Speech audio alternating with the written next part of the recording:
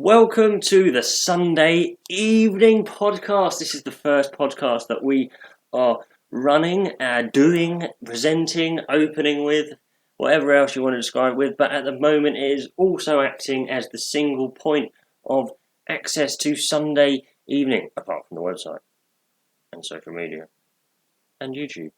So it's still single access though, meaning it is pretty much replacing the Sunday evening gathering for obvious reasons. In the current COVID climate, we can't gather as easily, and even if we could, it would be in such a way that is somewhat counterintuitive to what Sunday evening was about, which is gathering, communicating, getting to know one another, playing football, table football, maybe not football, it's boring, playing air hockey, table tennis, and everything else that we were doing while having refreshments, beverages, coffees, teas, and the sort. So welcome to the podcast. My name is Eddie Newman, and I just wanted to, welcome you, introduce myself, and that's it really. And I'm currently being lit by my 3-foot Christmas tree that I've recently bought. This will be going out on the 3rd of January, will be the first Sunday of 2021, so Happy New Year in advance on the day. And honestly, this year's got to be better, isn't it? It's got to be better in some way or another. But yeah, this Christmas tree, I've bought an artificial Christmas tree. I don't know, I like raw materials, I like using woods and metals and trying to avoid plastics and more artificial things, and that goes with how I like to furnish a home, how I like to wear outfits that are more sort of woolen, cotton. I'm going on for a bit of a tangent here, but the reason being is I just wanted to ask you what you think about buying a Christmas tree that's real, having it most likely in a lounge for best part of a month, and then throwing it away again. I mean, I feel like if you're an alien looking down on this process, you'd be somewhat confused as to cutting down a perfectly healthy tree, bringing it indoors, so completely out of its comfort zone once it's dead, pretty much, and then just watching the needles gradually fall to the floor. Although they smell fantastic, and I do love a good Christmas tree, and the one we always have at the church that I've grown up at in Wormley, just smells absolutely fantastic. Although I think Ben, a minister at the church, had a bit of an allergic reaction the last time we did midnight mass, and he was singing and using the electric guitar right next to it. That was Christmas 2019, just to clarify that we weren't breaking any rules there. I believe this year's one was virtual. So anyway, and the reason I wasn't watching it, I've got to explain everything now, I'm being recorded, is that I'm up in Cambridgeshire currently, integrating into the community up there a little bit. So that's where I have been, and I did go to a nice carol service. Carol service being the correct term, because it was more of us watching people sing, because congregations aren't meant to and shouldn't be singing at the moment, again due to the regulations. Anyway, back to the Christmas tree debate, which isn't a debate because I'm on my own, but I was hoping that I was almost asking rhetorically, in a sense. What do you think about that? Buying a tree, real tree, absolutely looks fantastic, smells fantastic, but you throw it away. Is it wasteful? Is it not, because they grow them on such a mass? Is it keeping people in business who sell Christmas trees and garden centres? I don't think they need any more money, and things like that. I don't know. But I bought an artificial one, 3-foot one, because I thought this way I can put it away, it can come out again at some point, and it is plastic. That's not the ideal, but it looks quite realistic. Like the base is sort of I don't know really, sort of wrapped up in almost like a canvas bag around some sort of what would be, like a rock or a stone, or in this case a weight at the bottom of it. So I'm happy with it. It will come out again. and again, I don't have to kill Christmas trees. And I suppose a lot of people would say that also kind of is the case when you you raise an animal to either shoot it down in clay pigeon shooting. Well, not if it's clay pigeon shooting. If it's pigeon shooting, yes, um, or whatever else you're hunting, or even just the meat industry of you raising something to kill and then eat. Now, I'm not going to go into that now because this podcast will need extending, especially being a vegetarian. That might not be the best subject for right now. But anyway, welcome to the podcast. Welcome to the Sunday evening podcast. Specifically, if this is the first time you're tuned in, which it will be because it's the first podcast, but if this is the first time you're tuned in to Sunday evening specifically, welcome. Now, Sunday evening originated last year, back in February. No, it didn't. The year before, 2019. This delayed publishing of this podcast is going to cause issues during this recording. But it was basically a vision that came in 2019 to hold an event in Wormley, specifically at Wormley Free Church, to bring people together first and foremost. As a Christian, that's exciting because we are called to be relational, to make friendships, to care for people, to love people. But also, only being a Christian for 5 years is also exciting because I just realised how bloody lonely life can be in this day and age of social media and that periscope of having to look out through your screen into the real world, which usually is modified anyway, the vision that you're being given. So it's not really a periscope. Anyway,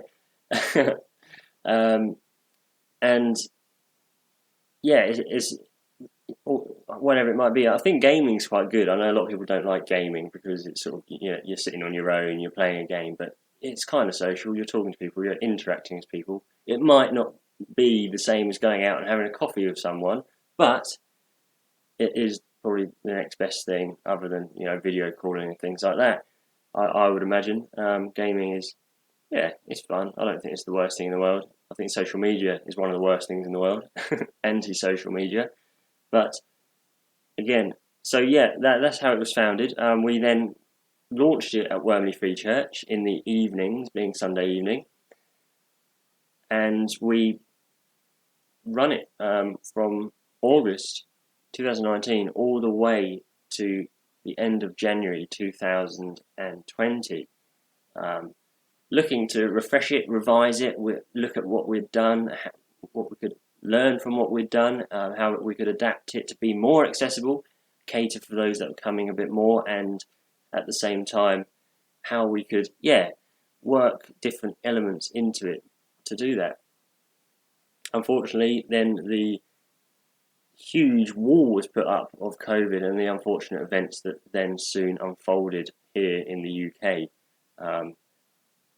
Probably, well, really, what I'd personally been hearing it from, you heard it from late 2019 about COVID in China, and it seemed so far away. And then you got to February, March, and you had planes landing in the UK with full of people that potentially had COVID or didn't have COVID and had to go into isolation, in quarantine on military camps in the UK, and it was so alien at the time. And then yet now, like 10 months later, we're wearing masks as a day-to-day. We can't shake hands, we can't hug, we can't do any of this with those we might have once done.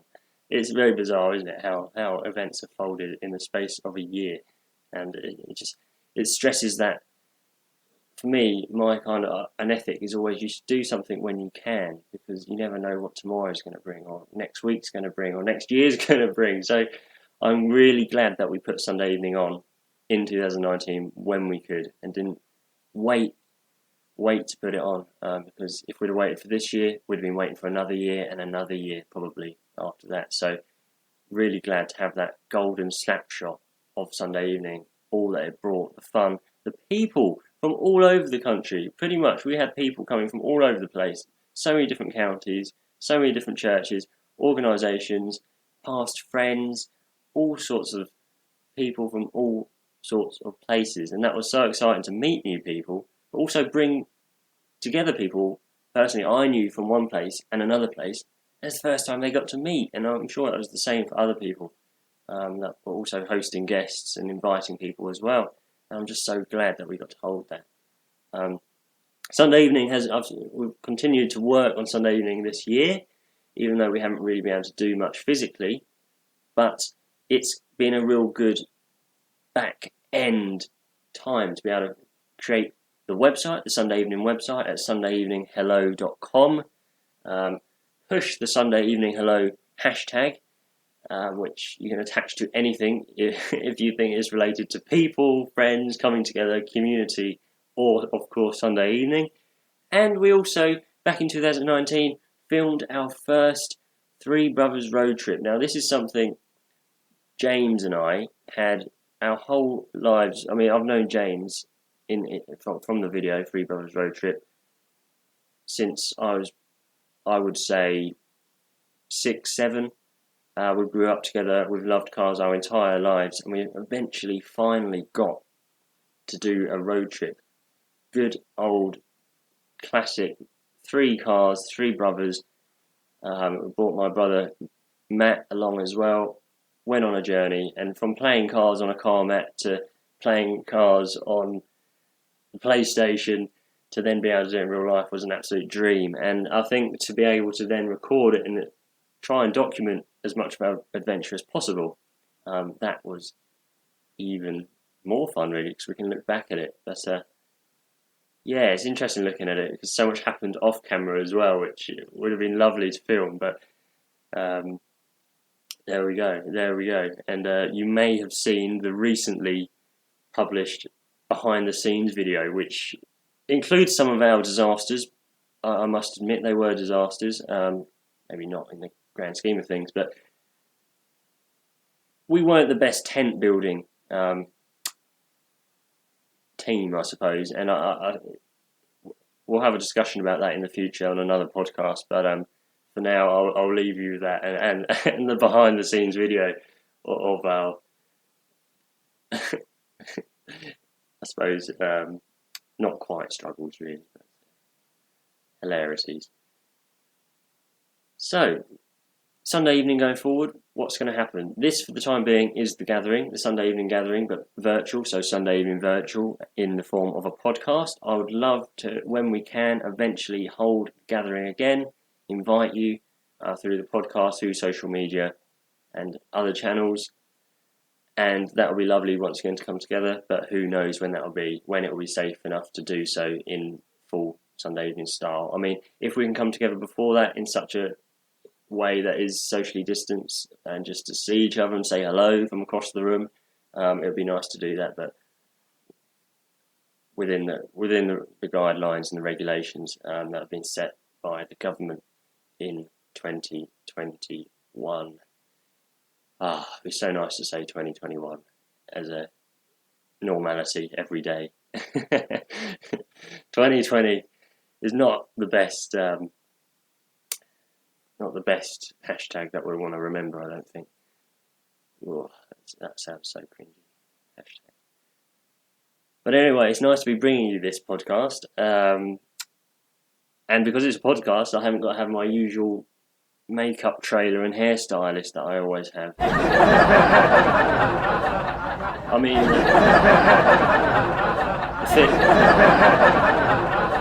the thing I'm trying to say is that this Sunday evening is always meant to be about purity, truth, openness, and I'll never want any artificial laughter over the track. I mean, it's not even that funny what I said. It's unbelievably ridiculous at this point. But the next thing I'd like to introduce you to as part of the podcast is a song that I would like to play. I'm a great fan of this band, a great fan of this track, and I can't play it because we haven't got the rights to do so. So anyway, moving on, I would like to introduce a good friend of mine now. Now this friend is goes way back to my magic days, performance days, illusion days. He was officially my second on the road. What's the word? technician, I suppose. I did my lighting, my music for my magic shows on many an occasion. I got very good at it. Was good to begin with, and got even better. Was always sitting at the side of the stage to saw how most of what I did was done. That never told anyone, and still hasn't. So thank you for that. I'll try not to upset you during this next piece, so that you don't tell people. I mean, I've retired now anyway, so it doesn't really matter. But I don't want to ruin it for other magicians because I'm kind, potentially. So please welcome to the podcast, the first Sunday evening podcast, Robson. Welcome, Robson. Thank you. Thank you for having me. Thanks for coming. Just as a quick note, we are socially distanced. Very. Across a 1 foot table. No, we're not. Actually, we're about 50 miles apart currently. So I would say that's safe. Very much so. Very much so. So it'll be nice to one day be able to meet up and do these podcasts and have a conversation with a coffee. I'm sure you can still have a coffee anyway, but you know what I mean. Anyway, Happy New Year. It is 2021. I believe there's been a lot of issues in this podcast of trying to decipher what year it is considering when I've recorded it. It is 2021. Yeah, it definitely is. Yeah. Just whatever date it is. I think this year will be better than the last. Touch wood. So I believe I was looking back in my calendar that doesn't go back that far, so I wasn't really. I was looking back, and I think that we probably met in 2014. Yeah. I am led Sounds to about believe right. that is when. I remember the first show that you teched in was the Halloween one. Yep. In the bookshop. In the bookshop. So a bit of a novelty first show. It wasn't the most usual, but went well. I believe so. Yeah, I enjoyed myself. I don't know about the audience. Yeah, I'm glad. I mean, I was going to go into a bit about that. Really, I remember the story goes really is so we were both going to the same church at the time in Wormley. But the guy Andrew that was teching my show previously had just gone to university. Very selfish of him. He abandoned the show, and well, I noticed Robson at the front of the church doing all the AV because churches have moved on and don't use overhead projectors as much anymore. They do actually use laptops and projectors and have central heating and don't just go by candlelight constantly. And I thought, seems like a tech-orientated guy. And I remember asking, I can't remember if it was on Facebook or text. I remember saying to you, Robson, would you be up for teching the show? And lo and behold, a few days later, I don't think we'd ever actually spoken at church. No, I don't think so. No. Well, you had my number somehow, so it was probably Facebook. We would have spoken at some point. It was probably Facebook. You turned up where I was living at the time, and yeah, say no more. I guess that was it. At the time, obviously, I was a teenager at the time, so we rehearsed in my room, and it was just a bank of extension leads with desk lights plugged in, and I threw a script at you, and I think in your usual style, you were very much yeah, that's fine. Yeah, everything's always fine. I think the thing that amazed me the most is that you'd never seen my show in context, yet you still sort of could see and identify the narrative and knew what would work best, I suppose. So, indeed. Yeah, really good. Yeah, appreciate how you just jumped into it really, from not really knowing each other to going to come and be a part of this show. Then getting to trust you somewhat. Yes, yeah. Until getting dragged into doing something like this, and then. But but it went on, and you did a few of my shows around the place, and I think it all went well generally. Yeah. Yeah, I was saying earlier about how you saw how a lot of my tricks, real magic, was done. Yeah. I believe you kept it confidential. But Yeah, there's no one I need to tell. I don't know whether that was out of kindness or whether if the show was debunked, you wouldn't have a job anymore. I'll have to keep myself quiet just in case.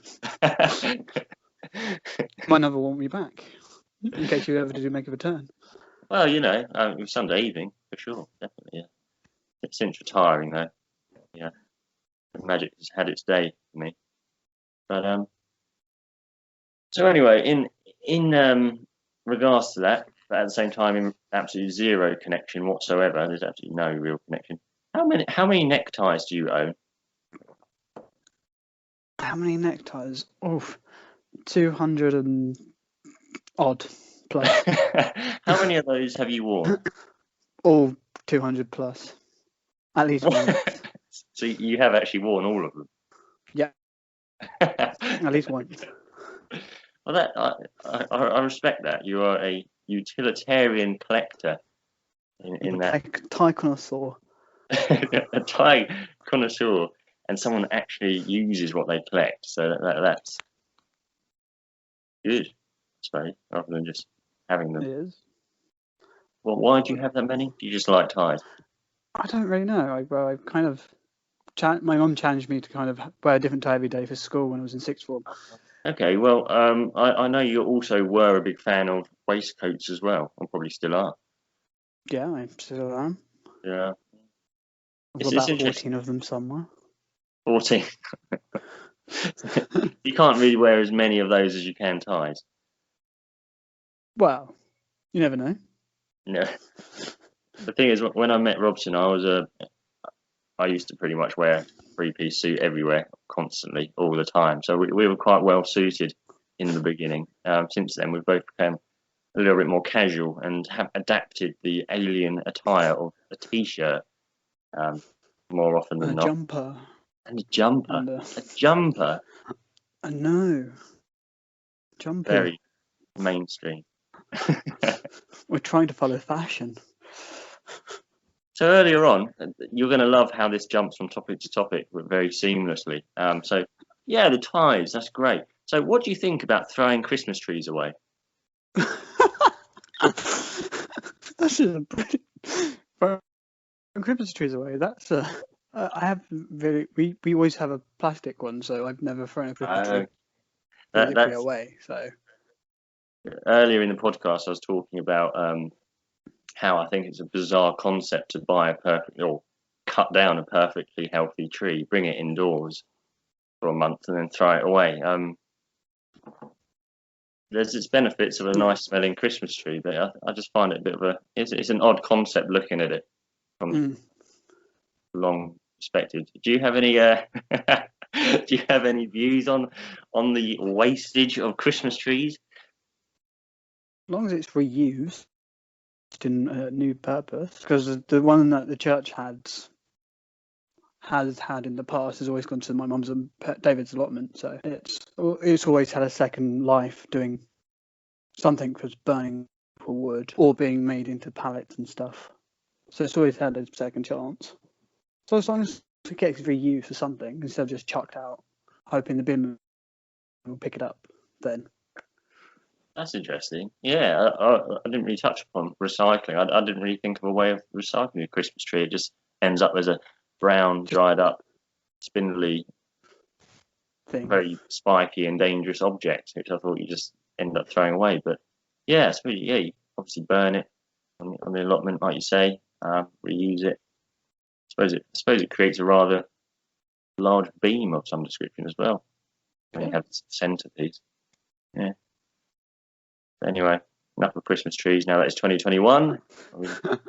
looking into the past. But no, I bought a 3-foot reusable Christmas tree. So yeah, I thought it would just all the time. That's it.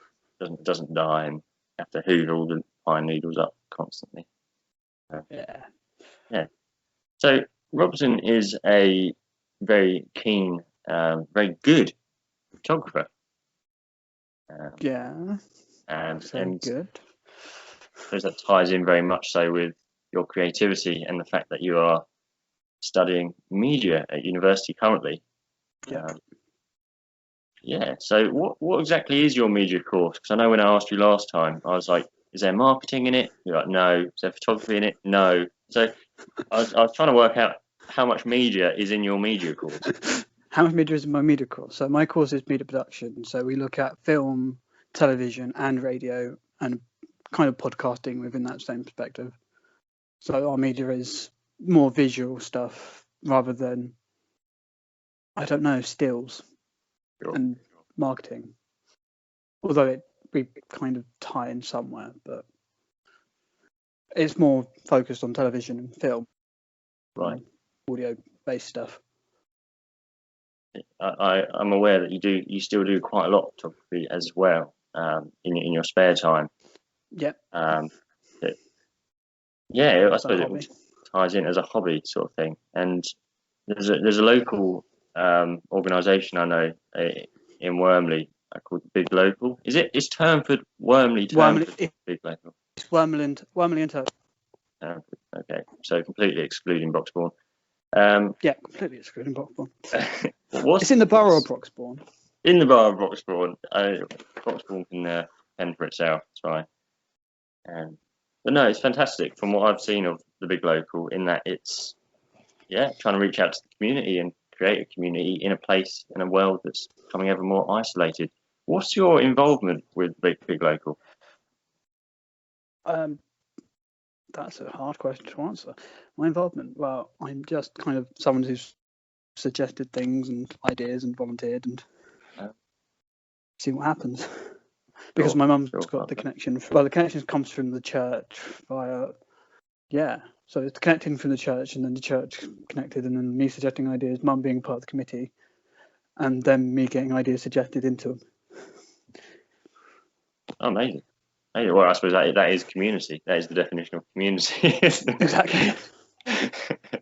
Sort of, that's amazing. I know you run over lockdown.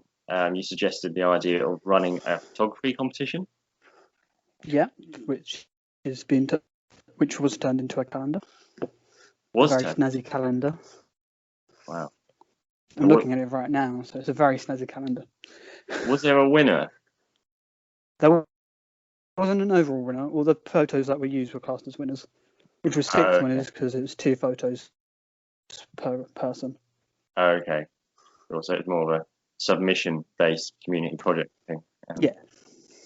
Amazing. Do you know how many photos you got in total? We've got 6 people, and and I don't know the number of photos in total. Okay. I know I looked at all of them and decided which ones to put into the calendar, but right. Doesn't mean I remember the numbers. Are your photos every other month? I've only got 2 photos in this calendar. Very, very modest of you. Well, I thought it'd be kind. Was it 1 photo? One second, I'm having to really look at my calendar.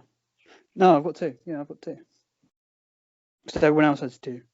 It'd be good to have a look at that at some point, for sure. I understand that all the submissions are going to be displayed at the community centre, which the Big Local is currently taking over once it reopens.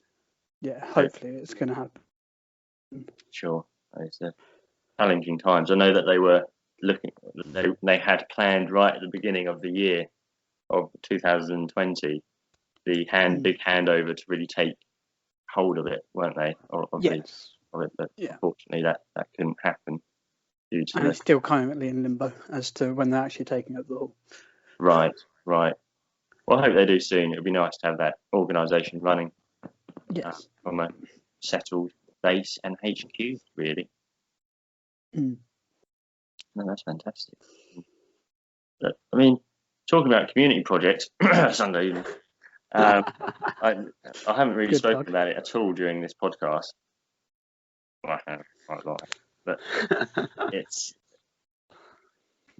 I've always spoken about it and described it and explained what it is, and those tuned in will be aware of it because this is called the Sunday Evening Podcast. But you again, like my show. Actually, I think we both did it for my show and Sunday Evening. Yep. You help promote it big time, not only through word of mouth, but also flyering. The amazing impact of flyering and talking of cutting down trees and wasting a lot of paper. we did do a lot of flyering, and you a were lot of houses, a lot of stretches of road. Yeah. very quintessential in helping me do that again. So thank you for that. It's a great thing. It's a good stretch of the leg, a nice walk. Yeah, it was alright. Went around your area as well, so you knew the roads. Exactly. That's always the main thing. Wormley and Turnford. And one story I remember is when we were flying for the magic show in Hertford, and I was flying one side of the street, you were flying the other side, and we sort of went along kind of parallel. Yeah. And I remember looking over as you were flying one house, and immediately I was like, Robson, you might want to move quite quickly. And there was like a really the big wasp nest. active beehive above above your head as you were putting the flyer through and just walked off. But I suppose your calmness sort of didn't really pose a threat to them. So I probably didn't notice it. So there's that. That's it. You were so calm, and there was this swarm like 30 centimeters above your head. I'm just casually just putting in a flyer, just saying, "Come to this magic show. It's great." Yeah, that is perfect example of how you risked your life for the sake of you. Yes. The promotion. So, again, thank you very much. It's obviously worked. I mean, when we were flying for Sunday Evening, that was fun because I think the best part of that was when we bumped into physical people. Yeah, that's it. I think, especially being a community project, it was nice to promote as well, because it wasn't saying, do you want to come to a magic show and see things that aren't happening, but they are not, but they are. Rather, would you like to come and have a coffee and have a chat? It was really nice actually. Yeah. Do it again one day when it's deemed safe. Yeah. Around the Wormley area. Yeah, fantastic. And I must just add that with your connection, obviously I met you at a church. I know that you currently are you part of membership of a church or leadership of a church up in Birmingham? I am part of a church, yes. Birmingham Vineyard. Big plug. I'll have to edit that out afterwards. No, no. Yeah, you're studying in Birmingham, of course. I'm studying in Birmingham, yeah. Robson doesn't commute from Wormley to Birmingham for the church. It would be a very long commute, and I wouldn't probably love it. I'll be drained by the time I get halfway up the country. So you are actively there. And the reason I was bringing that up is because I just wanted to, put in there that, like myself, you are a Christian. Yeah. We're not just random people that turn up at church for the tea and coffee. But there's a lot of people who just turn up for church and have tea and coffee. Well, that's it. That is Sunday evening. I mean, totally want to just open the door on the exclusive club that church is kind of becoming. Right, but churches shouldn't be exclusive to. Most churches should have an outward focus, and most churches do. Yeah. I say most churches. There's some churches that probably don't. No, that's it. I'm not going to name any churches because I don't know any churches that are inward focused. Oh, okay. Which is a good thing. I'm not going to name any. But no, that's good. So your church, obviously, you don't see it as inward facing. No, it's very outwards. It really has to be, doesn't it? Really, it's more community minded. Exactly. Yeah. Survive the next 10 years. Kind of have to look outwards. So, with all the projects they do and the number of the people they know in the community, I think they're definitely an outward-looking church. That's good. That's good. I think, especially coming from Wormley as well, you kind of need that because obviously Wormley's very relational, isn't it? And about Mm. reaching people, and see with it adopting Sunday evening project, that kind of testament really to their desire to reach into the community. Mm. So what do you do with? I know you help out a lot with your church in Birmingham, on the media side of things, which obviously again ties in. With the photography and the videoing, yeah, I do that. I'm also do the sound tech stuff, so I mix the live band if the Sunday service was physically in the building and happening, Right. which I have missed doing actually Oh, quite a bit because it's like so much fun to do, and especially when you can go into the ears of the people on the backstage and tell them to smile a bit more, oh really? Oh.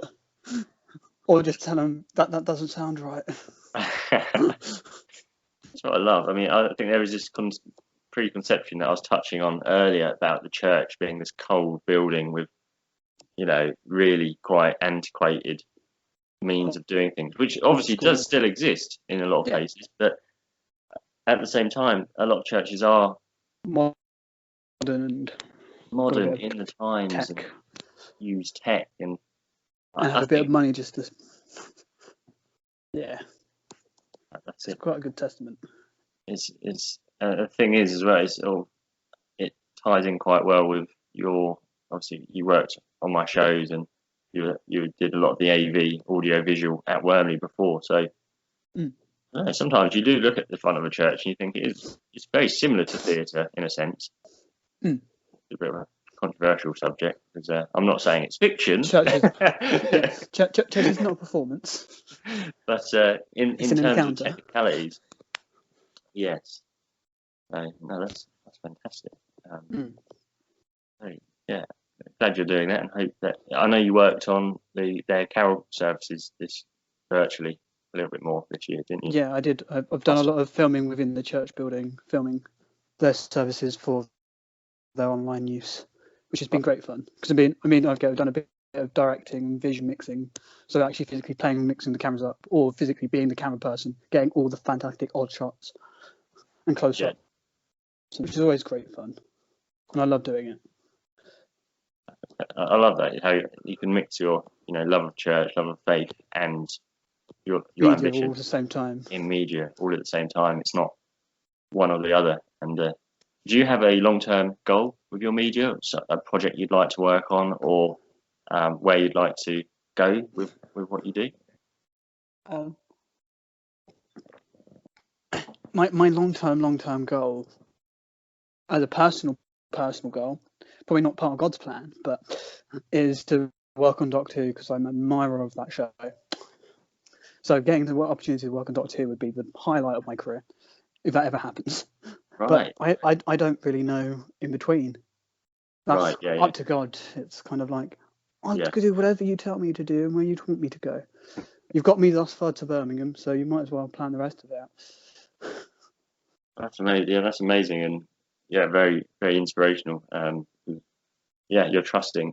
I like it how you have that goal. I suppose essentially working with the BBC in some regards to, and therefore on Doctor Who. But you've got that bit in the middle of complete adventure and unknown and unpredictability that I'm sure we'll see many adventures and many, many fun times. Sure. Excellent. That's excellent. Now, something I was going to touch on is curious and interesting, surprising, and again inspirational. Is I know that you've suffered health-wise with vision since I've known you, and what is it that you live with? What's it called? So I have an eye condition called keratoconus, which is the coning outwards of the cornea. Right. Which basically means the light goes in the eye and kind of multipliedly goes in odd places and doesn't help focus too much. Right. So, were you have you had that in your entire life, or is it something that's developed during? So I it's been with me my entire life, but it wasn't. But I had a change of prescription almost for my glasses almost every time I went to the appointments. Oh wow. It wasn't until I was 17, just before my 18th birthday, that I was actually diagnosed with the keratoconus, Right. Oh which wow. is a bit of a whirlwind of emotions, especially as you're going through your GCSE period and exam stuff, and it's like, and you've just been told you could basically be going blind. It's a Right. great mix of fun. With the ambition of wanting to go into media, which is obviously incredibly visual. Yes, yeah. Oh, no. But then I don't let this thing stop me. No. Oh, obviously. I'm doing a degree, and people still trying to figure out. Some of my lecturers do figure out, how are you still doing this with a visual problem? And it's like, don't worry, I worry about that later. Right. What ways do you sort of help and aid yourself? I know that you've used contacts a lot. Yes, I have my contact lenses, which is the main thing that helps to keep my Right. vision at a good level. Right. Other than that, I'm like a lost sheep. See. Are those the contacts you use? Are they like specifically for this condition, or are Yeah, they? they're made, designed, and purposely made for the eye, so they fit the eye perfectly. Right. So each pair of contact lenses that everyone has for this disease is made specifically for the person. So each Right. individual is different. Yeah. Lens shape, type. Wow. I'm glad there is that helps aid you, and yeah, and it hasn't deterred you in any way from doing what you want to do. No, exactly. The reason I relate to that so much is because, well, obviously, growing up, I didn't talk. I had selective mutism, and the last thing people expected me to do was magic and performance. And I don't know. There's just I didn't really think about it a lot. I think I don't know if you're similar. You just get on with it, and if you don't let things hold you back. It's not on really the front of your mind anymore. It's just kind of something that you live with, but it doesn't dictate what you want to do. No. So I control the disease, not the disease controlling me. that's a really a difficult thing to get your head around. I think I would imagine, especially at first, but once you've got to that stage, that massively empowering. I'm sure. Really empowering. Thank you for sharing about that. That's very very interesting. There is a little bit later on. I'm going to be explaining how people can get in touch with the podcast, interact with the podcast, and that is done by going to the website of sundayeveninghello.com podcast section, and then there's join the discussion in the text. There'll be discussion around sort of topics, but also if you have any questions or just want to share your own experiences, that's another way of doing that. So yeah, I don't know if Robson will join that or not. We'll see what happens. Doesn't want to hear from you whatsoever. I'll attach his Birmingham address for any complaints. And good thing you don't know it, which is helpful. Yeah, that's true. It means you just have to sweet talk and ask my mum very nicely. Yellow Pages. Yeah, I'm so in the Yellow Pages. But no, well, that has been us, I believe. But I just thank you again, Robson, for joining us on the first podcast. Thank you for having me. Good to have you back again in the future. Hopefully, yeah. Maybe be in person, and maybe in Birmingham, maybe elsewhere. I don't know. Could be in the middle of a field somewhere. Could be. Sure, but, thanks for joining us, and speak to you again soon. Indeed, yeah.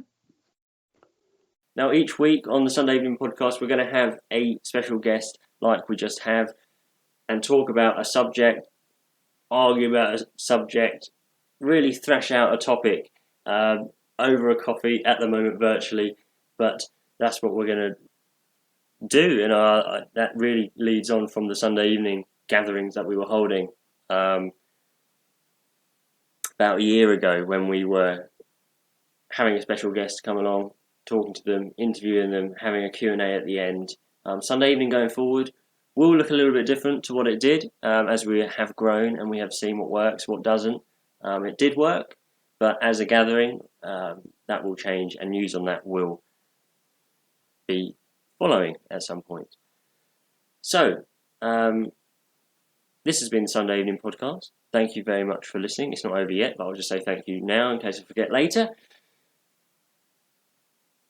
It's been a challenging year for everyone, for myself, for a lot of people. I think in some way, every single person on this earth's life has probably been impacted in some regard. I would think, in some way or another.